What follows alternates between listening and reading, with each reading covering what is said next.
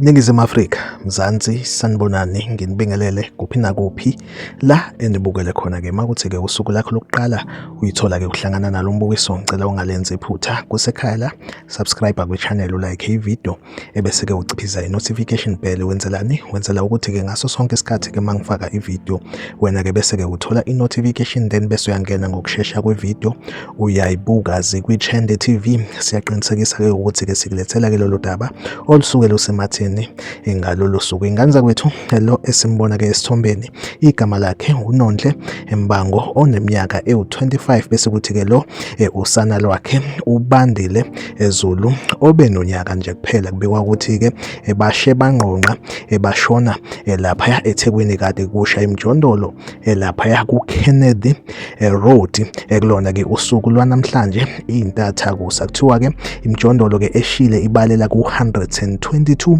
kanti-ke futhi-ke bakhona-ke abantu-ke abashile ekuthiwa-ke balwela iy'mpilo zabo njengamanje esibhedlela. Kuyena-ke uNondle Mbango, kanjalo-ke nosana lwakhe uBandile Zulu. Sithi-ke nje rest in peace, abalale ngokuthula. Like ividiyo, usubscribe kwi-channel, uphinde ucommente kwi-comment section, ungitshela ukuthi wena hayikuthini-ke ukuphawula kwakho ngalolu daba la kwi-Trend TV. Ngizohleze ngikhona ngulethela-ke indaba eyisematheni usuku nosuku. Asihlangabezane kwividiyo elandelayo.